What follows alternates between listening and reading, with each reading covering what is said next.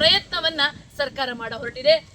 ಈಗ ನಿಮ್ಮ ನೆನಪುಗಳು, ನಿಮ್ಮ ಜೀವನದ ಕೊಂಡಿಗಳು ಎಷ್ಟಿಷ್ಟು ಅಳಿಸಿ ಹೋಗುತ್ತಲ್ವ ಈಗ ಮೇಡಮ್? ಇದು ನಮ್ಮ ಜೀವನ ಅಲ್ಲ ಮೇಡಮ್, ನಮ್ಮ ಬದುಕು, ನಮ್ಮ ಆಸೆ. ನಮ್ಮ ಬದುಕಲ್ಲಿ ಇವಾಗ ನಾವು ಜಮೀನಲ್ಲಿ ಮನೆ ಕಟ್ಕೊಂಡಿದ್ದೀವಿ. ಮತ್ತೆ ನಮ್ಮ ತಾತಾರದು ಮುತ್ತಾತಾರದೆಲ್ಲೂ ಸಮಾಧಿಗಳಿದೆ. ಮೊನ್ನೆ ನಮ್ಮ ಶಾಸಕರಾದ ಬಾಲಕೃಷ್ಣ ಅವ್ರು ಇರೋದು ಸಿಟಿಲಿ. ಮೊನ್ನೆ ಹೋಗ್ಬಿಟ್ಟಿದ್ದೆ ಪೂಜೆಗೆ, ಹಳ್ಳಿಗೆ ಹೋಗ್ಬಿಟ್ಟು ಪೂಜೆ ಮಾಡ್ಕೊ ಬಂದ್ರು.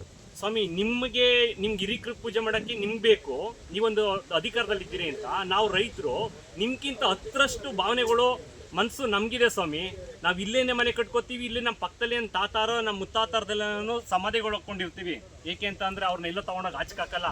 ಸಿಟಿ ಕಡೆ ಇರೋರೆಲ್ಲೂ ಕೋಟಿಗೆ ಇರೋರೆಲ್ಲೂ 100 ಕೋಟಿಗಿರುತ್ತೆ. ಅವ್ರನ್ನ ತೊಗೊಂಡೋಗ್ಬಿಟ್ಟು ಸುಟ್ಬಿಟ್ಟು ಒಂದು ಚೊಂಬಲ್ ತೊಗೊಂಡೋಗ್ಬಿಟ್ಟು ನೀರಿಗೆಲ್ಲೋ ಹಾಕ್ಬಿಟ್ಟು ಬಂದ್ಬಿಟ್ಟು ಕೈ ತೊಳ್ಕೊತಾರೆ. ಅದೇ ನಾವು ಆ ಥರ ಅಲ್ಲ.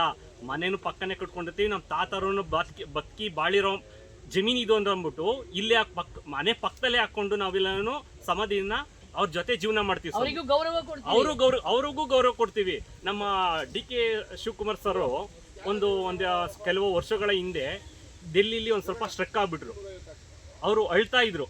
ಏನು ಅಂತ, ನಮ್ಮ ಪೂರ್ವಜರಿಗೆ ಪೂಜೆ ಮಾಡೋಕ್ಕೆ ಕಳಿಸ್ತಾ ಇಲ್ಲ ಅಂತ ಅಂದ್ಬಿಟ್ಟು. ನಿಮ್ಮ ಮನಸ್ಸಿದೆ ಸ್ವಾಮಿ, ನಮ್ಮ ಮನಸ್ಸಿಲ್ವಾ?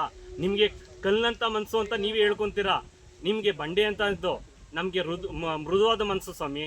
ನಮಗೆ ತಂದೆ ತಾಯಿ ಎಲ್ಲನೂ ಇದ್ದಾರೆ, ನಮ್ಮ ಪೂರ್ವಜರು ಇಲ್ಲಿದ್ದಾರೆ. ಅವ್ರಿಗೂ ಪೂಜೆ ಮಾಡಬೇಕು. ಅವ್ರಿಗೆ ಅವಕಾಶ ಮಾಡಿಕೊಡಿ ದಯವಿಟ್ಟು. ಕೈ ಮುಗಿದು ಕೇಳ್ಕೊತಾ ಇದ್ದೀವಿ.